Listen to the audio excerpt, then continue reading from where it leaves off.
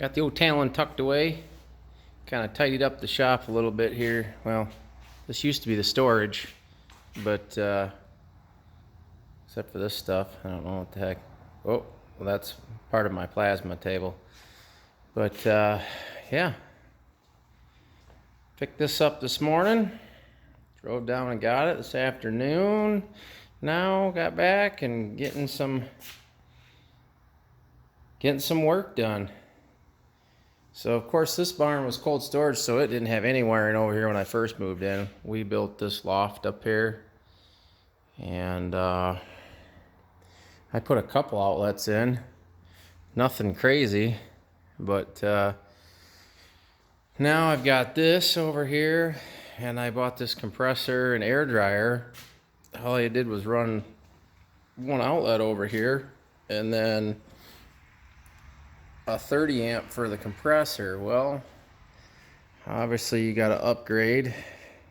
It's a long run for my fuse box. It's her fuse panel. Fuse box, not a car. My fuse panel is all the way over in the next bay.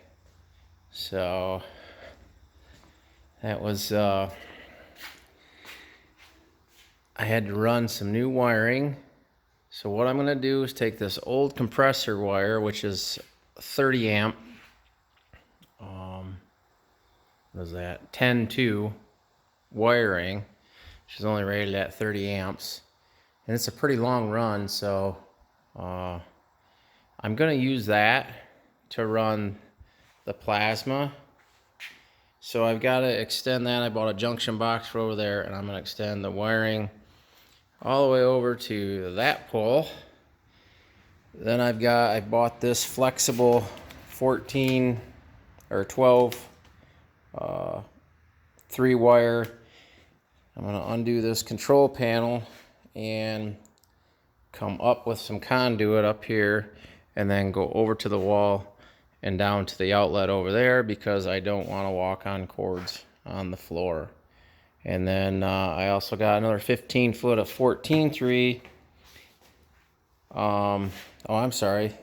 That's where the 14-3 is going to go, because that's what 110 outlet powers this. And then the plasma, actual plasma cutter, is powered by the 12-3. So that leaves me some room to grow. I can go to 65 amp, and that should be plenty of wire for that. A 65 amp plasma, which is probably more than enough for this little tiny table. This isn't a high-end unit. It's a stepper motor unit. I don't like a few things. It's not a water table yet. I'll probably build one. We'll see how the smoke goes. Probably wonder what these are. These are single strip LED lights. They're gonna go on here, up here. I'm gonna put one down here, skip one here, and one down here. And this is all going to get finished in barn siding, which I didn't get to because I didn't know where the wiring would need to be. And then over here, I'm going to build a drop down desk for my laptop. And I've got a 4-gang plug with USB chargers also. That's going to go here. Obviously, I've got a little slack pulled right now, so that's going to go there, so I can, my computer and the computer for the plasma is going to run up and around and plug in, and that'll run that. And then I'll have extra for like a phone charger, a printer, whatever I need. But yeah, I thought I'd show you guys. I'd like to show it running, but turns out it's a little more work than everything's always more work. So I ended up running a brand new power wire to my compressor. Actually just run a new welder plug over here, compressor. I never run them at the same time, so that's not an issue. Yeah, that's 6.2, so that can carry 65 amp load. So that should help the compressor a little bit. A 30 amp circuit on this compressor is a little lacking, I think. That's a pretty good size compressor. So, yep. And then I actually went into the house and they ran, I think it's 2 gauge out here. So I went in the house and I actually updated the breaker in the house because that's where the power comes from the barn. So they only had 60 amps coming out here, even though there was 100 amp in that breaker over there. And so made sure the wires, verify the wire size so it'll carry. And I changed to 100 amp. It's coming out here, so now I've got 100 amp service for now. I think eventually I'm gonna see if I can get its own service run out here, or maybe if I can talk them into some 3-phase, because I've got like, this is like farm ag, so I think I can possibly do a 3-phase, and it's not very far. It's just find out if they can actually do it or not. They may, I would just come from that pole over there underground over to here, and get some 3-phase out here would be really nice, because I plan on getting a mill and big hydraulic press. And so this is my old welding. I just have it off to verify some wiring. Obviously this goes up conduit. I gotta do the conduit coming down here. And yeah, so we are making some headway. I picked up some steel, some 4x8 sheets of just 16 gauge to horse around with. It's a little thin for most of the stuff that I'll be doing, but for playing around and just kind of feeling out Bobcam and or Bobcad, I should say. I still gotta level the machine and do a bunch of stuff like that. So pretty cool. Just gotta finish a bunch of wiring, and as you can see, I'm working on the compressor right now, getting it rewired and tidied up and all that. You won't see none of this wiring because it will be insulated here later on this fall. I'm going to insulate this whole area. Probably not up in the loft. I'll probably just insulate the underneath and the walls, and then close off the ceiling up there. And like I said, I'm going to put a vent fan back here. Either that, or I'm gonna go up to the so there's already a exhaust fan type thing that runs off the wind, but I may just put an external one here. I don't know, you know, I don't really like smoke pouring out the bottom and going to my neighbor's house. It's kind of nicer to have it up in the air, but it's pretty easy to run one right here right now rather than pipe one all the way up there. So we'll just see how bad it is. So yeah, I'm gonna have to build a water table for this thing for sure. I don't like these slats or whatever you want to call these things. They're just like extrusions, and that's a lot of surface area for your plasma tip to go across. Be cutting through the material you're cutting and then hit this. So I don't really care for that. As you can see, it kind of, I don't know, it's just not my thing. So I'll probably end up building, even for now, I mean, it'd be really easy to do just build a water tray for it, I guess. Just cut the pieces out and then get one big thick piece to set in there and then weld on it for days, you know. I think I could probably get somebody to bend one up for me, and then all I'd have to do is weld in my slat holders. So we'll see. Like I said, this is nothing fancy, but for a first machine for dinking around at home, I wanted something that's easy to work on if it does break and has cheaper parts. So, and I've already got extra air valves already for it and one extra stepper motor. So, you know, that's nice, because if the stepper motor goes bad, they're only a couple $100 if they do go bad, but I kind of like to have stuff on hand, so if I'm in the middle of cutting something and something happens, I can fix it. Not too sure about the torch handler here, or the torch holder, but it doesn't have what they call torch height control. But as you can see, this thing slides up and down. And these tips actually have little guides. I don't have one on me right now, but they got like, instead of a standard tip that's just a tip, these actually have all the way around it. It's got like a material that sticks out a little ways to hold the tip off the material. It actually slides on the material. So as if the material is warped or anything, you won't really have a blowout or arc out until the tip wears out. So supposedly, so we'll see how that goes. I mean, worst case scenario, I update the holder, build something a little bit different, and but I kind of like it because it's adjustable. Like I said, when I get a water table in here, I can just raise this all up, and I've got plenty of room under the gantry. And as far as repeatability, we cut some pieces on it this morning before we disconnected it, and it was within like 10 thousandths, which for a machinist on a CNC machine is not really a tight tolerance at all. But on a plasma with just like not servo drives, just cheap stepper motors, that's pretty good.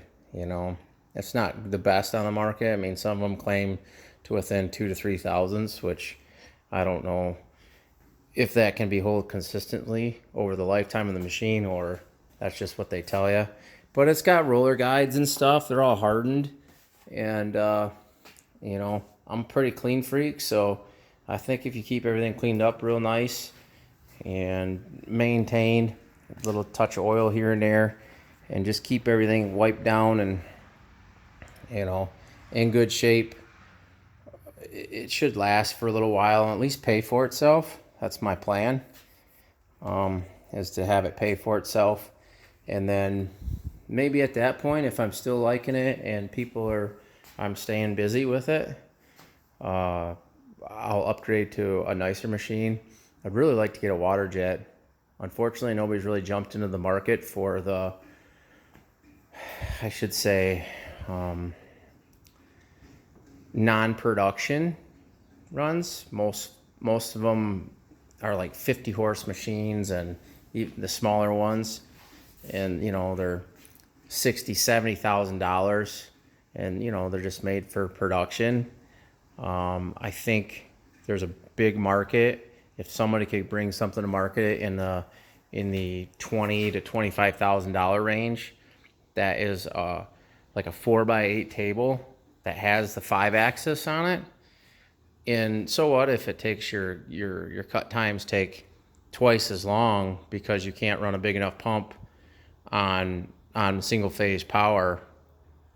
I don't think, for what you can cut with them, which is pretty much anything, and 3D stuff and impellers, I just think the market would be pretty big. You can see the plasma tables kind of took off, and kind of everybody and their brother has one. They're pretty affordable to have a basic one. I mean, maybe not that many people have them, but I know here in Michigan, I know of like 6 of people that have them. I'm not talking full-on machine shops. I'm talking, people that have small fab shops, where there's just 1 or 2 people working there, and they just have them and they use them, and they crank their own personal parts out on them, and they sell. They'll do some signs here and there, but they don't really market that part of their business. A few people do some metal art, but I don't really know exactly what I'm doing. I got some plans drawn up for some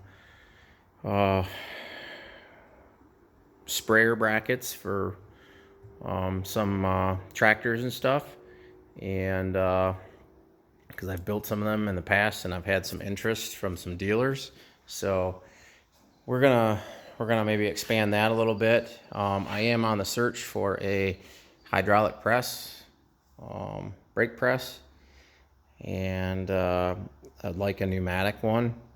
So I'm just kind of hoping this thing pays for itself, and then I'll be on the search for one of them this winter, and and then we'll, you know, kind of keep adding to. I sold my mill and my lathe that I had before I moved over to this side of the state, which now I'm kicking myself. I had a CNC mill and a CNC lathe, just little ones, because I used to work at a machine shop. They were Cat 30 was the mill. Was it a 30 taper? Maybe it was a 20 taper. I can't remember right off the name, right off. But they were Morisikis, both of them. And I want to say my lathe was a SL20. But yeah, now I'm kind of wishing I had them, because I've got a little bit of room here for them, and it'd be kind of cool to be able to use them. So we're just getting this all organized. I'm gonna finish wiring up. Kind of something a little bit different than the Honda Talon thing, but this, you know, I would like to, I'm probably gonna cut and roll a roof, aluminum roof for mine. And so we'll see how that goes. And maybe plasma some lower doors out. I've never plasma aluminum, so I've heard it's pretty tricky, but I'll probably give that a go and maybe make some lower doors. Nothing crazy. I'm not, you know, everybody's kind of all over it already, so it's not something that I'm gonna get huge into, but you know, I'll dink around, maybe build some stuff. I may build up a cooler box for it, a nice aluminum box or small steel one with a separator in it, something a little more better than a cargo box for 600 bucks. That's all you can put into it. I really want something that I can separate the cooler side from like a tool storage, you know, and maybe have a set-in box so there's tools on, and then you can put some clothes on the top, and then have room for like 8 or 10 drinks, you know, of some sort on the other side, and put a little drain in it. And so, and I don't really know how I'd insulate that so it wouldn't sweat on the other side, but I'm sure it can be done. Anyways, just a little update. Thought you guys would dig that. I'm pretty excited about it. That's for sure. Not excited about all the work that it brought and how much money it cost, but you know, like I said, I'm gonna be well. I'm not spending 30 grand on a brand new machine, so that's good. I just hope it's not problematic, you know, because sometimes buying new is the way to go if you don't want to wrench on stuff. But yeah, I should have a website and Etsy store up hopefully in the next 2 to 3 weeks. I'm gonna spend some time I've already got 25 signs that need to be built from friends and family. So, you know, that's kind of nice. I'll be able to kind of cut my teeth on them, and they're just pretty much paying for material and a little bit of time on it. So they're getting stuff for next to nothing, and I'm getting time on the machine to see what its quirks and things I like, and you know, just kind of messing around with the amperage and the cutting speeds and lead-ins and all that stuff. And you know, just before I actually go and be like, hey, I'm ready to cut some stuff for everybody, you know, I want to make sure that everything's working right, and that when I do start taking some business on, that I'm able to get short turnaround. And I got a local powder coater here that's getting me some pricing on powder coating, so I can drop stuff off and get it powder coated. And he says he's got about a 2-day turnaround, so that's pretty nice. Of course, if you know they're really busy, but it's a pretty big outfit, so he's as long as it's like not some crazy off the wall color, you know. So yeah, pretty pumped. My plasma cutter is inside there, and it's brand new, so that's nice. That part's nice. It's not as big as I'd like. It's a 45, you know, which you can cut. They claim up to 1/4 inch. Probably not. You probably get a lot of kerfing is what they call. So you get a lot of deflection basically as the electricity and the air kind of deflects, because it's not strong enough to blow through it fast enough. So and this machine does not I don't think I can adjust for that.